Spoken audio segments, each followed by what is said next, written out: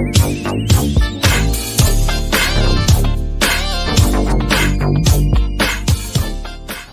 welcome to Let's Talk Nation. I'm your man, Rod Love, and who do we have sitting to my left is none other than the General Attorney Greg Jackson. Once again, it's on, Brother Love. Hey, you know how we get this thing started every week, man. How was this weekend for you, this past weekend? Hey, man, this weekend was great, and I can't just say that this weekend was great without saying congratulations to my nephew, Keyshawn King, who graduated, man, got his bachelor's degree this weekend, man, from the University of Western Michigan.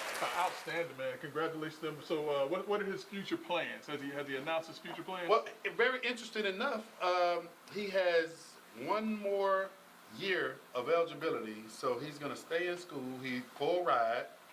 Yeah, he got his bachelor's, and because of COVID, his eligibility continued to run, so he'll get a year under his belt for his master's, and I hope he runs fast. Outstanding. Listen, man, that is great news. Outstanding to hear. And you know, as much as people ask questions and question, is education or the expense of education worth it?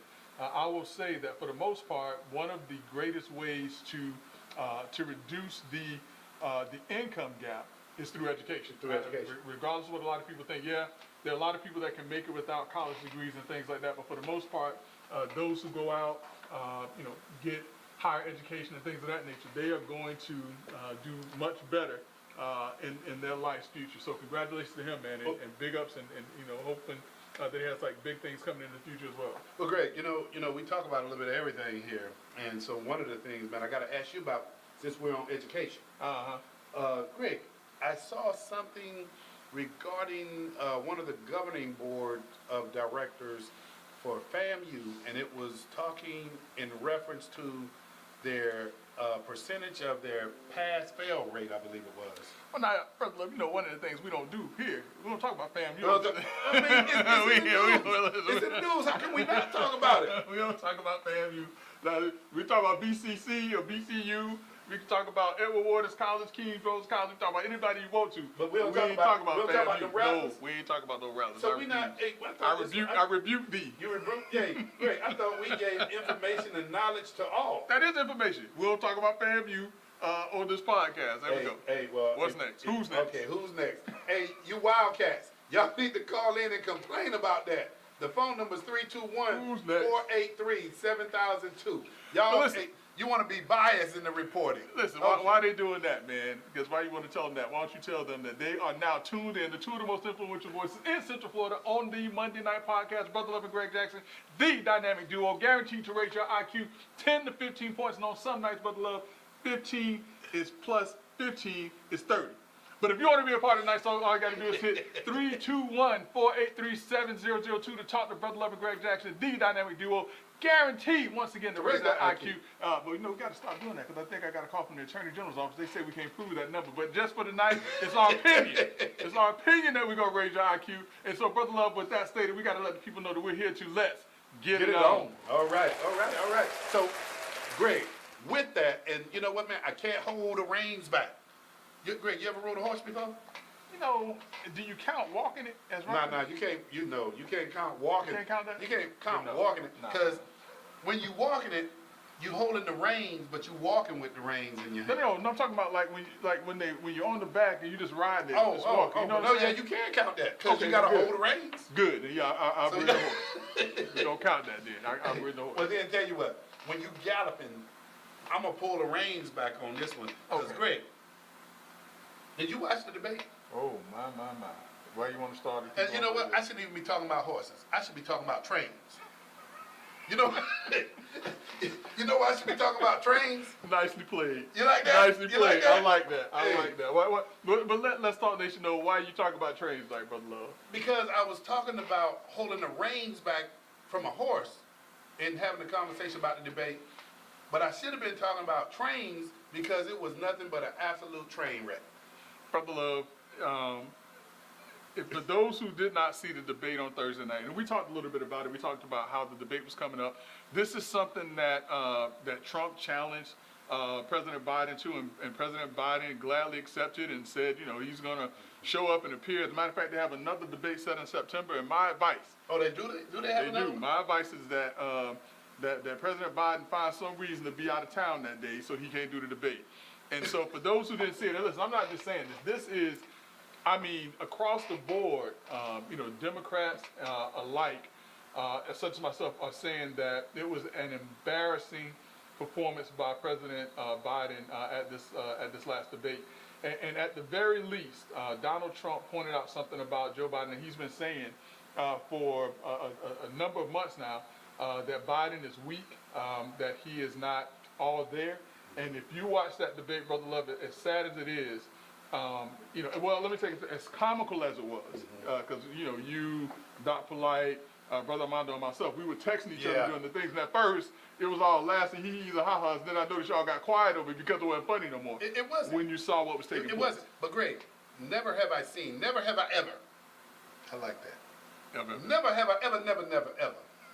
Greg, What? this thing was not even over when the debate, once they concluded it, you heard the calls Yeah, to replace yeah. him before the talking heads even started.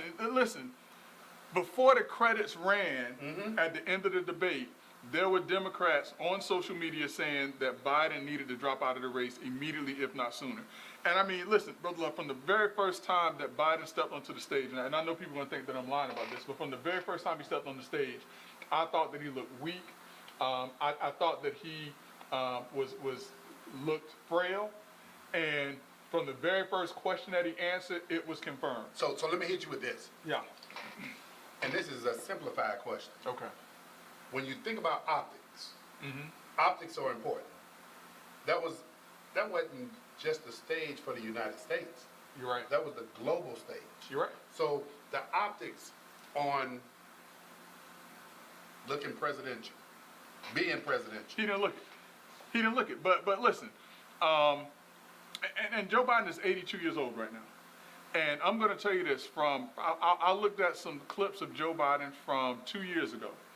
In 2 years, Joe Biden has aged significantly. But all presidents do. No. Go back and watch Joe Biden from 2 years ago and look at the Joe Biden that was on stage this past Thursday. This is not the typical Bill Clinton, George Bush, or Obama going into office and getting gray hair. Yeah, but let me hit you with this, brother. This is somebody that is, there's some decline there. Yeah, but here's something. You know, this is one of our good friends, Dr. Randy Nelson. Okay. I mean, here's a person who has taught us, and you've been formally trained in speaking about facts. So Yeah.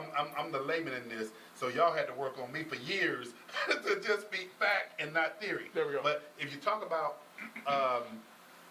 George Bush, when he went in there, he wasn't anywhere near 80-something years old. I'm talking about the son. Yeah.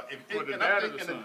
Well, hold up. But the dad, when the dad went in, how old was the dad? Now you talking about Reagan's vice president Bush, or you talking about President. Both of them were president. Yeah. Both of them were George. George. Which one? I'm talking about the son. Which son? Great. The son who was the president. It's only been one son, George Bush, that was the president. There's only been one son. It's been a George Herbert and a George Walker. So you're talking about George The H.W. son. The son. George H.W. And Bush. George H.W. That's what I'm talking about. Greg, he was nowhere near the age. Oh, he was in his 40s. Wasn't he in his Yeah. early 50s and late 40s? Okay, but my point, he wasn't anywhere near where President Biden is at. Now I'm gonna go to, and we saw him age in the presidency. And But listen, we seen listen. Obama But listen, age in the presidency. we talking about two different things. We're talking about aging with gray hair. We're not talking about aging with mumbling, stumbling, and whispering and shuffling on stage like a robot. And so my point is this. Here's somebody who went in that was already, and I hate to say it like this, Greg, headed toward decline. And look at where they're at right now. But listen, can you say that though? I can say it and show it. Because listen, can you say that just because he was older going into office that he was headed into decline? Because him and Trump are not that far in age. Correct. And there is a clear difference from Trump's stamina or Trump's ability to handle issues and questions than it was for Joe Biden. You got a point, but here's what I would say to you on that. Greg, I would never say that a person that is in their 80s, I wouldn't say that nobody can handle the rigors of the presidency. What I would say is we saw this before. We saw this on the stage of 17 nominees. Yeah, but not this bad. Not yeah. This is horrible. This is horrible. What's up, Doc? Hey, what's up? How was your weekend? Man, we already went through that. What's up, Doc? Hey, Doc. Hey, Doc. Hey, Greg. Do you see What is this dude? What What is this dude? Hey, do I need to come over there and give Greg a hug? You know, Greg forgot is who I doing am. this You, tonight. Greg is doing this every tonight. time I come on now, Ron, he roasts me. Huh? I think he roasts me every time I come on. Hey, and you know what? He gets No, I'm gonna tell you good, why. Doc. No, I'm gonna tell you why. We're gonna get Why? this out in the open right now. I'm gonna say it in front of all our 20 million listeners. Because Doc Polite and Rod Love be on the phone going out together on weekends and they'll never include you. Some of them, all of them. Everybody's in my sight. Don't you laugh because I'm coming at you next. Hey, that's why I do it. Yeah, you know why I do it. You're supposed to be my friend, Doc Polite. You ain't supposed to be his friend. Doc. Hey, we're gonna be down like 2 flat tires. I don't care what. All 3 of us. So, hey, it don't matter. Hey, Doc. But you hey, up that- but hey, Ron, tell him why he don't get them phone calls. Hey, I wanna hear this. I'm not going I there. wanna hear this. Doc, why you gonna pull me in there, Yeah, Doc? but yeah. Why, Brother Love, don't I get these calls? Because you don't answer your phone. But anyway, I wanted I know you gonna. No, you respond to my text. Now it'll go to Greg Jackson, Attorney Greg Jackson voicemail, and he'll respond back via text. Y'all ain't lying. Doc, why you gonna throw me out there? No, y'all ain't lying. Y'all ain't lying. Y'all right. Y'all ain't lying. Hey, I know Ex- Greg ex is about to Armando. photo shoot. See, Doc, you taking us way off script. I didn't But intend to, before but you begin- as soon as I Doc, popped Doc, up, I Doc, started wait, getting roasted. Wait So 1 second, Doc. Before you begin, you got that People Bryson look going on. that what? Well, your good time, Doc. Hey, you know, I'm sitting there at the control desk. I just threw on something. You know, Robbie going ballistic about that jacket thing. So I ain't want. Hey, You doing your thing, Doc. You doing your hey, thing. but listen, I came on here because I can tell you one sign that everybody that knows this can tell that Joe Biden is done for. What's that? That gaping mouth, that's a signature of dementia. Yeah. And Yeah. that was very, and if you watch it, if you go back and you turn off the volume and watch him, he's very much, the signs are there. Donald Trump, I'm a Democrat, y'all, 100% a Democrat. Donald Trump in that debate beat Joe Biden like he stole something. Hey, Doc, but here it is, though. He did it without having to do it in the nature and the form and fashion that we've been accustomed to. Yeah. He Yeah. didn't trump him too bad. But now, Doc, let me ask you this question. Did you see Joe Biden coming onto and getting off of stage? Yeah. I mean, I've been watching them now for a while, and you can tell the decline is there. They can say what they want to, but this is typical of the modern Democratic Party. They fail to address issues until they are too late. This is we've had this for the last 50 years of Democratic leadership. Wait your turn and all of this kind of foolishness instead of letting them get out there and turn it into a mud fest and let the best man, let the cream rise to the top. yeah. Hey, Doc, Greg, y'all both are familiar with Carvel, right? Jim. Yeah. And very, I mean, James, yeah. Hey, Yeah. so here's a Democratic operative who's nationally, globally known. Yeah. And for this guy to go out on national TV and appeal to Democratic donors to say, y'all better switch up before it's too late. This is somebody in their own party that's saying, you better do something now before it's too late. Well, they're trying. But here's the thing too, though. Because Doc, to your point, even in seeing the decline in Joe Biden, you still had people that were trying to defend what he did. Kamala Harris is one that was trying to defend what he said. Well, you know, he started off slow, started off weak at the end of the show. No, he was weak the whole time. But the other thing too is that in looking at this debate, you know, one of the things that was said is that without pointing to specifics, and I'm sure they could have went, without pointing, they said Donald Trump lied 50 times. Donald Trump lied. My challenge is this. Let's talk about the lies that he told. And let's really truly address it. And let's also look at and address the lies that Joe Biden told. The fact of the matter is, any candidate, they're going to get up there and they're going to say whatever, but it's up to the other candidate to fact check those individuals. And I'm going to tell you, there were some things that Joe Biden said that were just completely in left field. Now, the things that Donald Trump said, they may be questionable and different things like that, but I didn't hear 50 lies from Donald Trump. But you know what? And Greg, I'm glad you said that. And Doc, Greg, and our viewing audience, the visual is what everybody saw. The optics of what everybody saw. Now think about this being a United States citizen and us looking at the optics of this. Think about what the rest of the country, the rest of the world was looking at. Do you think what they saw, and I'm just saying this objectively, do you think that showed strength? No. That's my point in case. We've got this myth of the idea that the United States cannot be ever attacked because we are only connected on the south and northern borders, and we have oceans across. And in the age of hypersonic nuclear weapons, that's just not true. Yeah. And we just haven't had somebody on the world stage mad enough to get one and launch it at us. But it doesn't even have to be munitions. I mean, Yeah, in today's that's true. world, people are being attacked through cyberspace. That is another way to disable, municipalities or governments or whatever the case may be. Yeah, that's very true. Hey, something, and I got to throw this out, and this is kind of going off to the side, but I'm going to put us back on the same track. Did either one of you see, and in spite of what anybody think of this guy has earned his stripes. Byron Donalds, Representative Byron Donalds out of South Florida. Yeah. He and the representative, I think his name is Wesley, out of Texas, they were entertaining, and they call it Congress Conversation and Spokes or something with Saddam. Yeah. And they had some of the general public come in and they were having a conversation. Guess what?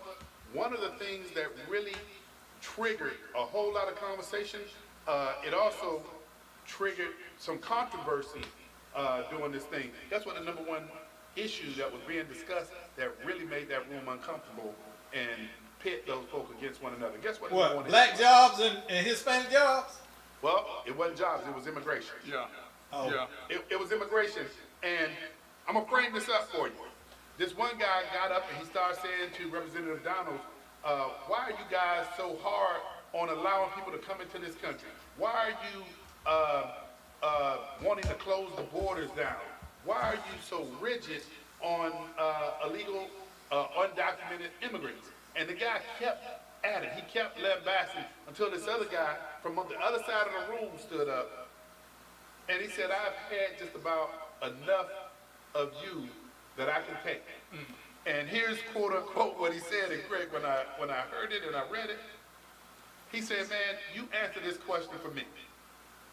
He said, a black man can be on the run for 20 years and they finally catch him in this today's that we live in, 2024. He says, he's not getting any amnesty. He says, he didn't have a problem with undocumented immigrants coming into the country. He said, just do it the right way. He says, follow the rules everybody else are following. And man, from there, I thought it was going to level out. From there, it just went here. So when you talk about the issues that were being discussed during the debate, undocumented immigrants, the border control, man, I tell you, it's going to stay controversial. I mean, one of the more ridiculous things that I heard during the debate, and again, whoever prepared Biden needs to be ashamed of themselves. Because remember, Biden was in isolation for a week preparing for this debate. For a whole week, he was out. He wasn't taking, he wasn't doing any events, anything like that. And this was supposed to be his shining moment to show the American people that they had no concerns about his age. And when the question came up about immigration, one of the things that was referenced is the fact that there have been a number of illegal immigrants led into this country who have committed horrendous crimes against American citizens. And Donald Trump even mentioned, you know, the rape and the murder of young women by these immigrants. And Biden's response was, well, people are being raped by their brothers, by their sisters, by family. Oh yeah. As opposed to addressing the fact that if these individuals were not just led into this country, we would not be having these issues to this level and to this degree. The fact that you have U.S. military veterans who are homeless, but you have illegal immigrants living in luxury hotels is ridiculous. And there was no good response from Biden on that except everything this guy's saying is a lie. But if you go and you look on the news, or if you go and ask these individuals in New York and Chicago and these other places, hey, have you seen this? This is real stuff that's taking place against Americans in this country under the Biden administration with these open borders. But it's real stuff, and we've been having this conversation for a long time. Remember when we first started talking about sanctuary cities? Yeah.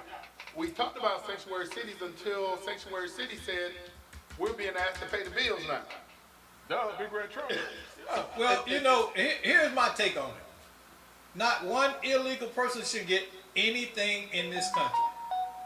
Period. Not Well, tell, one. tell that to New York that. How much you money see, did they put aside if for they that? choose to $153 do it, million then for gift certificates so that they could go get food and. I tell you what, Adams won't get a second term. And how much was the hotel bill? Oh, ridiculous. Over $100 million. And Adams won't get a second term. He's No, turning remember into they shut down the what's school what? in New York also. They shut down the school because they were allowing the illegal immigrants to come into the school. So the taxpayer students that lived there had to get homeschooled because they needed to use the public So- schools for shelter. Yeah. So let me ask y'all this: why do you think it is such a problem? What is it that our government agencies don't get to understand as to why no illegals should come in? Well, listen, Why- I don't think it's the agencies. Remember, it's the policy that's set by the administration. And this administration's policy is that when individuals come into this country illegal, up until recently, and then that policy of restricting the number of illegal immigrants coming across the border is failing as well. But it's the policy that when individuals come into this country illegally, that you don't ask them any questions. That they get the same rights, the same benefits as American citizens without being American citizens. But and why? they do that because, look, it's a power grab. But I because gotta go back to what people you have, said. the more people you have that come into this country and they think that they owe you something for letting them into this country, when the time for elections come, presumably, who do you think they're gonna vote for? Oh, the person that let us in was a Democrat, so we're gonna vote Democrat. That's what this is about. But Greg, I gotta come about back. stacking the board. Stacking the deck, but I gotta come Well- back to Stacking the deck, yeah. something you said earlier.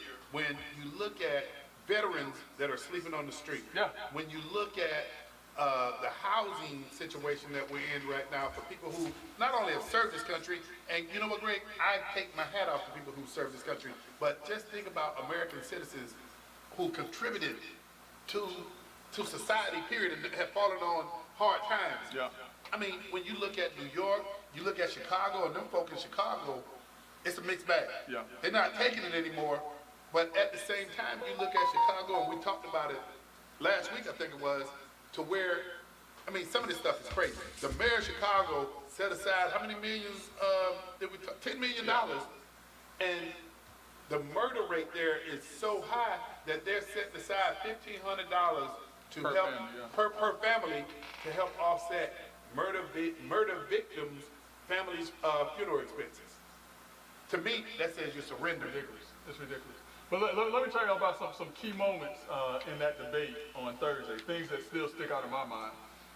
There was a point when Biden was answering a question, and there was a question dealing with immigration, and Biden was going through his thing, and so they turned to Trump, and they said, well, President Trump, and he said, I don't have any idea what that guy said. I saw that. I saw that. That was one key moment. The other key moment is when they started talking about the golf game, and Joe Oh, man, that Biden was crazy. complained that he had the sixth handicap, that they rated him when he was vice president, he had the sixth handicap. Apparently, pro golfers, I think they said Chambreau has a 6.5 handicap. So they comparing themselves with them guys? And there's no way, because I sent y'all the picture with Biden's golf swing. That was real. That was real. He does not have a 6, but then he even changed in. It was like, well, I said an 8 handicap. Is it there bad was as other things Barkley's? to that too. But here's the other moment too. And I didn't know what to expect when this question came up or when this statement came up because I knew it was going to come up. I knew it was going to come up, and Trump knew that it was too. When Biden said the only person on this stage who is a convicted felon is that guy over there. And I said, how is Trump going to address that question when it comes back? And I think that Trump did something that was, and listen, I keep telling you, I'm not a Trump fan, but I don't like what's been taking place because the way that they're treating Trump is the same way that they can treat other people as well. And Trump said, well, your son is a convicted felon also of some serious crimes. He said, you can be a convicted felon. If the information that's on that laptop, which everybody said that I was telling the lie, and it's now true because he had to turn it over, if the information on that laptop comes out, then you can be a felon. As a matter of fact, as a vice president, you said you were withholding federal dollars to a government by saying that if you didn't fire a prosecutor, that they wouldn't get $1 billion. That is quid pro quo. That is doing something. And so the way that he responded to that question, I don't think that many people picked up on that, but those were some of the highlights from that, because I was wondering, how is he going to handle this question of being a convicted felon, particularly since I don't think that conviction is going to stand.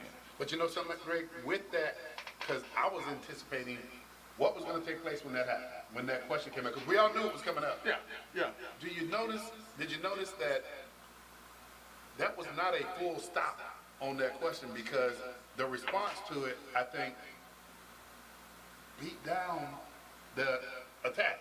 And it didn't come to a full stop. And it was almost, Greg, like, next question. Yeah.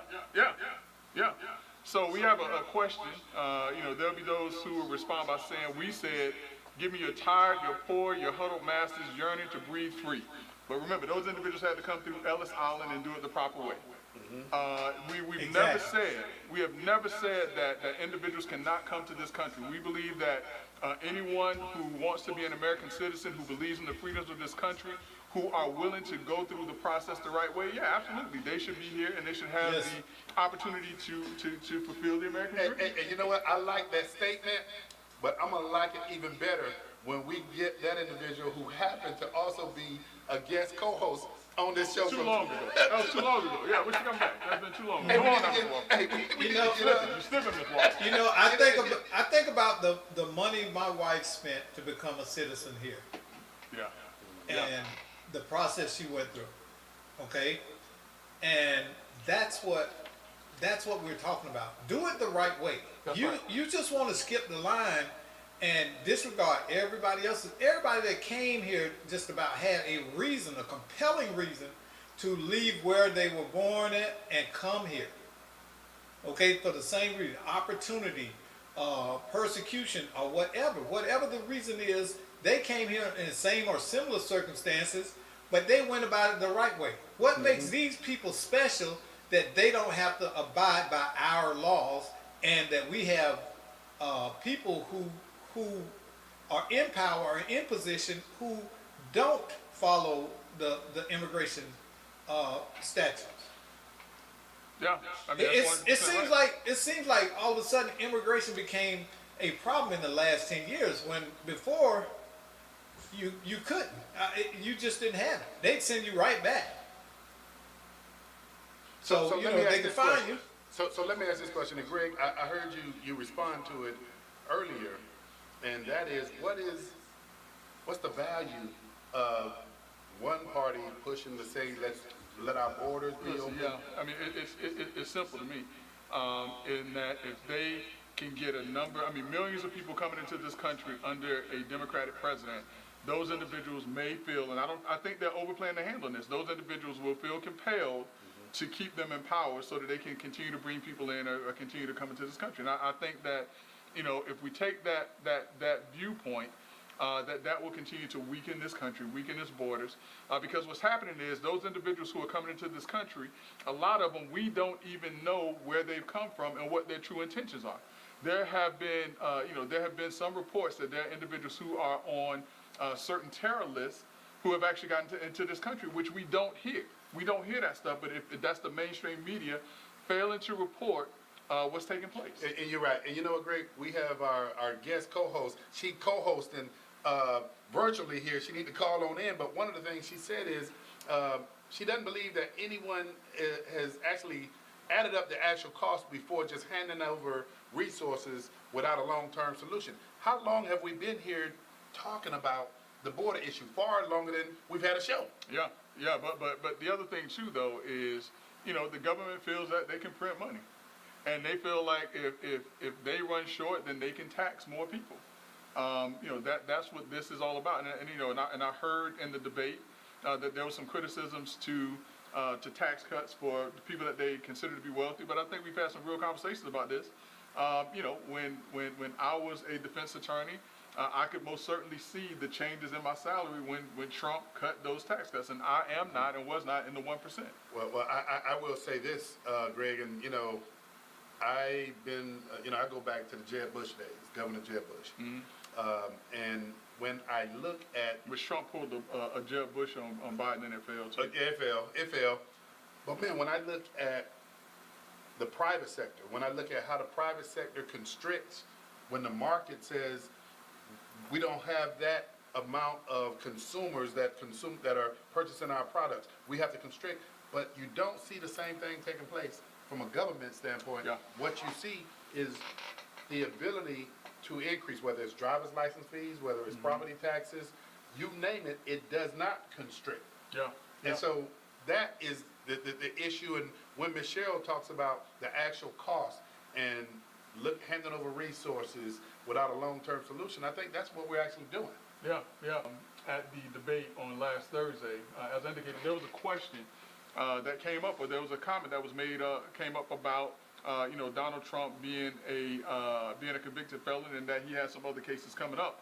Well, one of those cases, Brother Love, the U.S. Supreme Court has actually ruled in a manner that will benefit Donald Trump in one of the cases that is that he's facing, and that is the alleged election tampering case that went to a federal court judge, well, not the election, the election tampering case dealing with the January 6th insurrection, riot, whatever you want to call it. The proper term, I believe, is riot in this case. And so the U.S. Supreme Court just today, Brother Love, ruled that Donald Trump does have limited immunity as a U.S. president or a former U.S. president.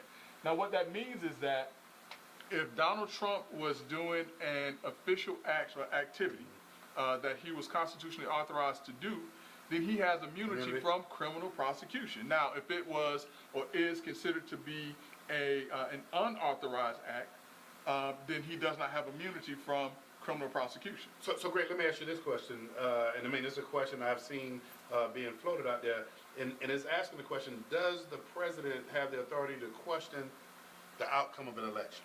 I would say yeah. I would say absolutely. If there is something that has gone awry with a process in this country, I absolutely think that a president has the right and the ability to question and should question that. If it happens, you know, with this election and Joe Biden wants to question, I think that as president, he has the right to do it. And so when I saw, you know, some of the comments about, you know, this is Trump and, you know, the Supreme Court is helping Trump out and different things like that, the way that this should really and truly be viewed is to help to clarify issues for all U.S. presidents. For instance, if someone wants to come up against Biden for anything that he's done after his presidency, they shouldn't be allowed to do it if he was acting in his official capacity and he was constitutionally authorized to do so. It's ridiculous that a president would have to be worried about being prosecuted for things that he has the ability to question and things that he's able to do.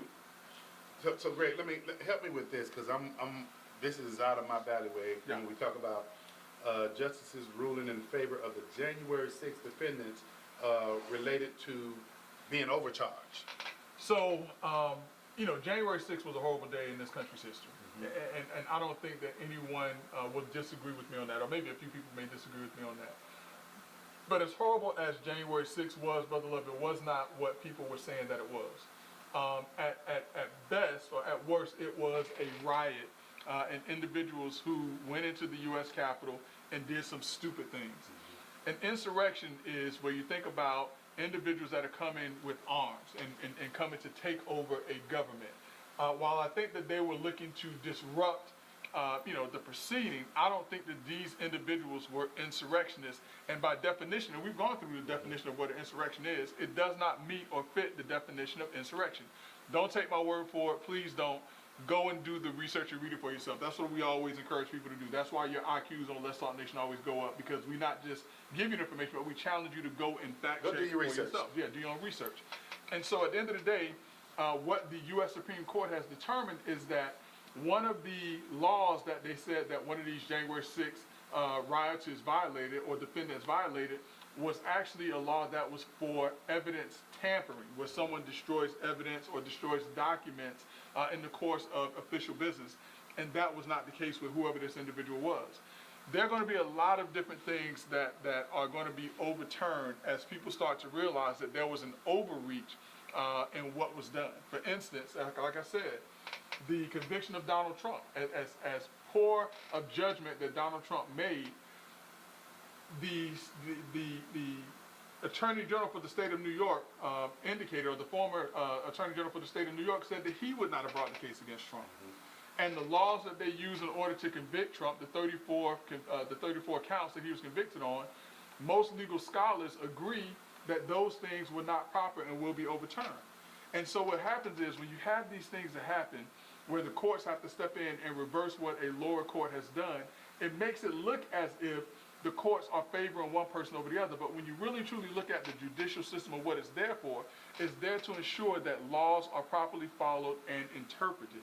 And when you misinterpret a law, that's why the courts are there to help with the interpretation of what law should be. Brother Jackson, that was excellent, but here's something I want to ask you to do. Yeah. This next topic, I want you to take your time on it. I want you to take your time on it, because I want you to break this thing down and explain to folk, because, you often hear me talk about bureaucracy and things of that nature. Yeah.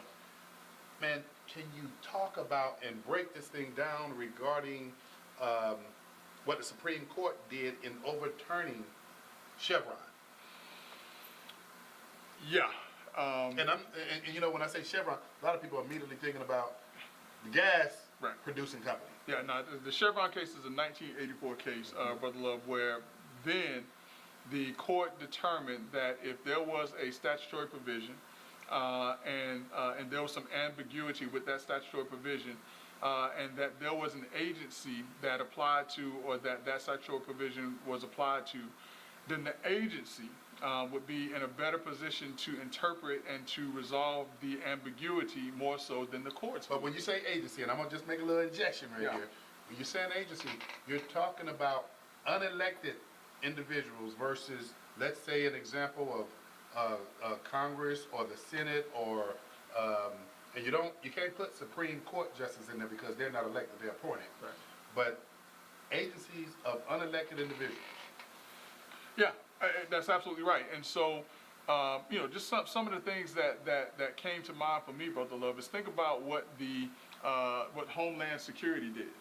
And the numerous memos that came out from Homeland Security about how to handle individuals who come into this country without the proper documentation. Now, the agency head, because there's a statutory provision that puts them over there's a provision that puts them over Homeland Security, basically said, well, listen, who is that? Mayorkas, I want to say it is. Yeah. That there was no issue and that they could allow certain individuals into this country without checking all documentation, and that they could not hold, and that ICE could not hold these individuals.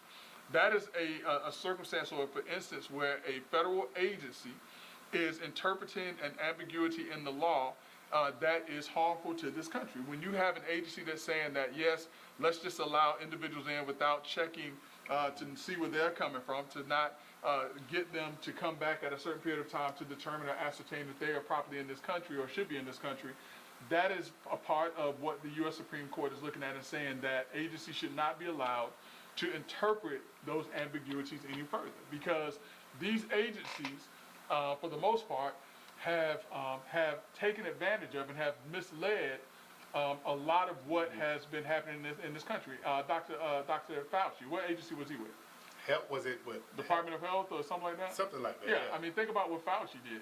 And Fauci came out and talked about how you have to be 6 feet and all of this other stuff and put all these mandates, or help to put certain mandates in place. an unelected official who was putting rules and regulations in place that were not necessary and well unfounded. When he said shut down the country or whatever the case may be, when these agencies are given opinions to say that what should happen with the American people, that has been proven to be a problem. And so the U.S. Supreme Court has determined that that particular power should be taken from these agencies, and that the court should determine and interpret what the statute should say. And that is accurate. Yeah. That's what courts are there for, to interpret laws and to ensure the proper application of the laws. And that takes me to this, Greg, and that takes me to, I think Fauci was in government for 40 some odd years. Too long. Too long. Yeah. And don't get me wrong, I do believe that institutional knowledge has some value, a lot of value. But I also believe, Greg, you can have individuals that are in government, and whenever I say the word bureaucracy, don't think it's a good thing. Right. And when you looked at this Chevron, overturning Chevron, I think, Greg, basically what it was saying is the fact that elected individuals that actually make the rules, if it is that ambiguous, then, and there's some reference in this that should it go back to Congress, and I relate that because that's on a federal level, but just imagine local government. Just imagine how you have bureaucrats and I don't want it to be an insult, but think about how this is the way we do things because this has been always the way we've done it. Right. Shouldn't be that way. Shouldn't be that way. Shouldn't be that way. But I'm gonna say this last thing, and we can press on, Greg. But I know at the state level, the legislature looks at fiscal impact. No matter what it is, if you come with a recommendation that you want to do something, there's always a fiscal impact analysis of it. So if you want to give, kids that don't have nutrition, if you want to make sure that they're getting nutrition, state wants to know what's going to be the fiscal impact to the state, to the taxpayers. Right. And if it comes back that it's $3 million, now you're looking at $3 million against the revenue. All states have the mandate that they got to balance the budget. Yeah. Different from Congress. They don't have to balance the budget. Greg, I mean, it just baffles me that when we look at immigration as we're talking about, undocumented immigrants, do you think if the city of Chicago or New York actually looked at this fiscal impact, because they're writing checks like it ain't no tomorrow, Yeah. and those taxpayers ask the question, who's going to have to pay the bill? And you better believe in Chicago, those folk got up in front of the lectern and told those politicians, if you vote for folk who are not legally in this country versus folk out here struggling, that we're coming for your seats. Yeah. Yeah. That's the kind of language, man, I think, at the local level, at the state level, and at the federal level, those are the kind of conversations that need to be had. And listen, there's nothing wrong with having those conversations, but far too many times people are shamed for saying those things. Just like what you were talking about with, with the event with Representative Donaldson. When people stand up and say, "Hey, listen, we shouldn't let everyone into this country without properly vetting them and things like that." They're well, why are you against this? And then they go back to this thing. Well, all of us are immigrants and all the other things that we always hear. But there are laws in place for a reason. A country, much less a city or a county, cannot handle the influx of individuals that are just allowed to flood their borders. There are individuals who pay taxes in order to ensure that the government can provide for its basic needs. And if you're letting individuals in who are not contributing to the tax system, then you're taking away resources from those individuals who are paying those benefits and who are entitled by right to have certain benefits, in the United States. I hear the conversation, Greg, from a lot of people that are retiring or have retired, and they're on fixed incomes now. And now they're looking at their property tax bills and their property insurance bills, and they're saying it's never been like this. And I anticipated a gradual increase with the cost of living, but it's escalated to a point. And so when folks say, what do you think is taking place? I said, you got to take into consideration a number of things. When you look at public safety, Right. there's a price to be paid.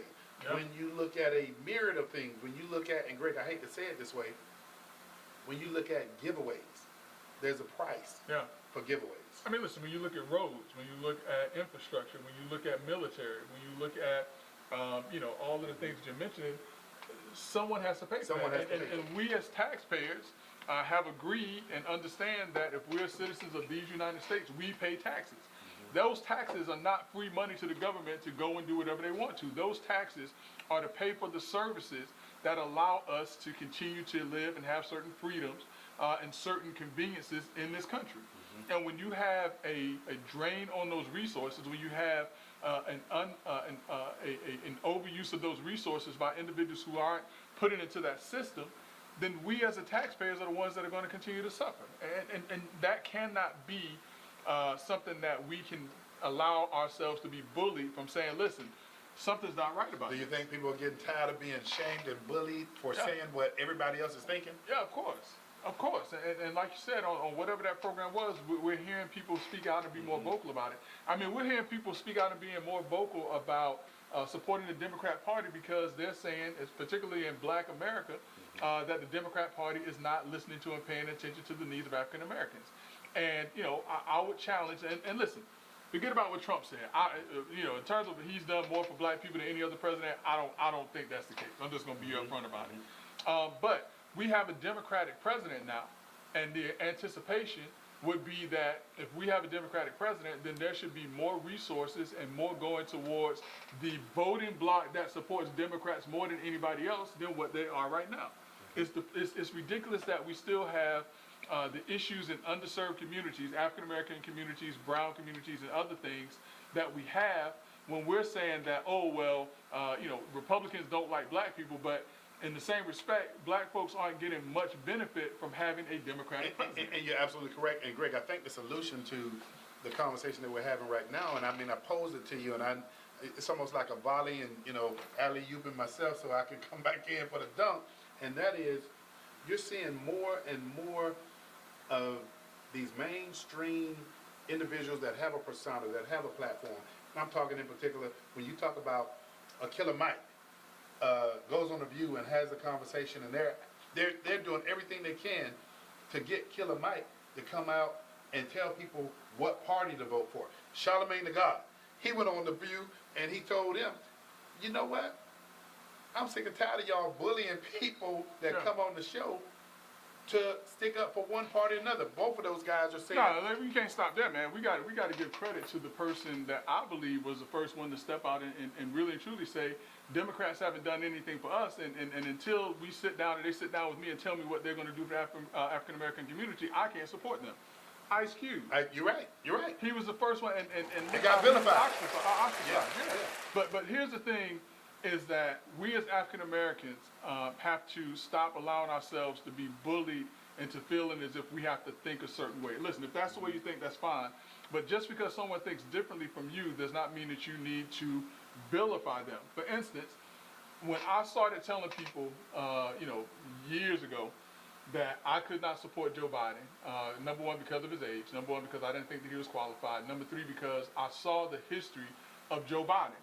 When you talk about an individual who has not been friendly to African Americans, don't think that just because Joe Biden sat next to the first African American president that he is, you know, because he's not. Go back and listen to the things that Joe Biden has said about African American males. Don't believe me. Go back and hear his own words.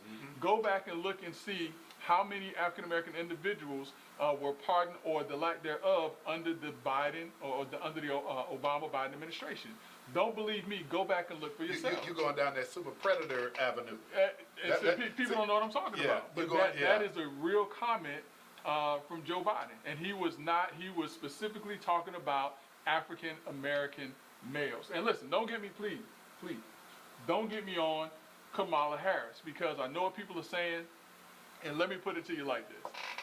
Unless and until she goes home to a Black man, unless and until she has an African American son that's dealing with certain issues, there's not a whole lot that she can tell me about Black America. And that's just me. And you know, Greg, I heard this and or the plight of the Black man. I don't want to say about Black America because she has her own, which, you know, she has her own lived experiences. Okay. as a because I don't want to say African American because her parents are Jamaican, if I recall correctly. But yeah, she has on. But in terms of African American males, until and unless you sat there and held a Black man's hand as a son, or as your husband and understand the stresses and things that he has to go through on a day-to-day basis. And trauma. And trauma. You can't talk to me about that. Ketanji Jackson Brown. I mean, come on, man. Yeah. They don't understand what it's like to be in the household with an African American male who's dealing with the stresses of being an African American male. Damn, man, I don't know how to come behind that, Greg. You want to talk about NILs? I mean, really, I mean, You know about NIL. you laid it out, man, in a way that I've never heard it laid out before, but it pulls at not just heartstrings, but it talks and speaks truth to power from the standpoint of trauma, stress, actual lived experiences. Listen, I'm gonna tell you this right now. That's why I love Barack Obama and Michelle Obama.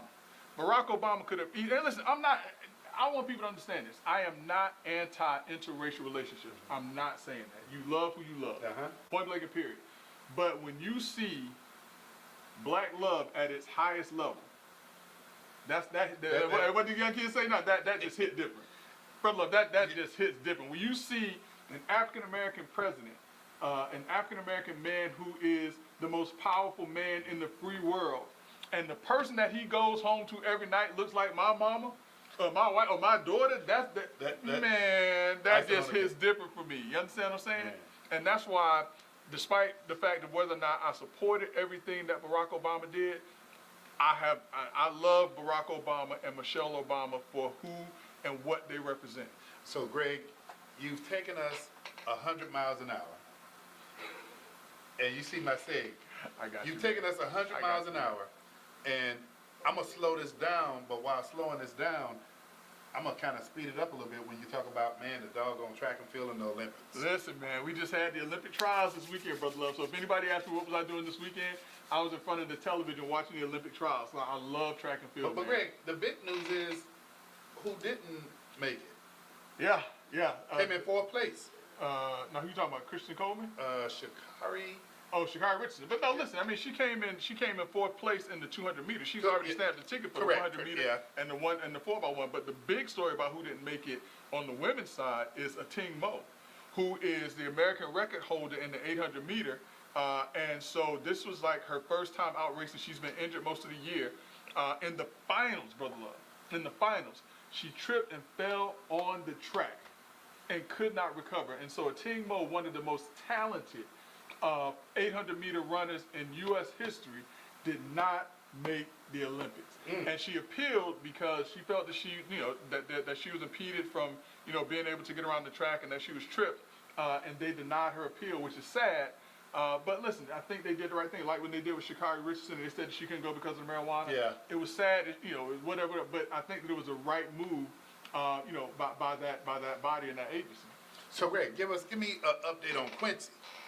So Quincy, what's the guy's name? I forget. Quincy Wilson. There's another Quincy that actually won the 400 meters, who was an older guy.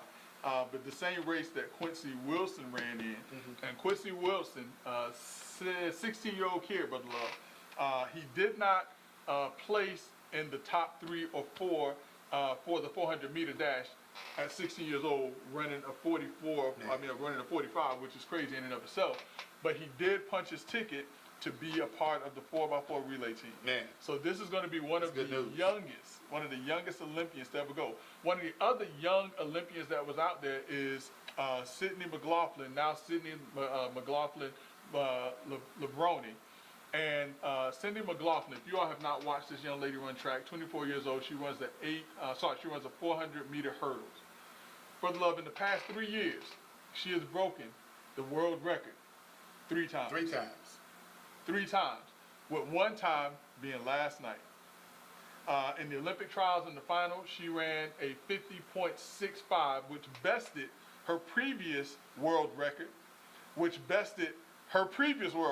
So, Greg, the Olympics is going to be something to watch. The Olympics are going to be something to watch. So tell me this, man. I mean, and I don't want to get past Quincy too fast. Yeah. But, man, with all this NIL money going around, does he have an NIL deal? Listen, if he doesn't have one, he will have one, and I'm sure that some athletic, shoe company or whatever is going to pick this young man up, and I think that it is well deserved. Greg, where's he out of?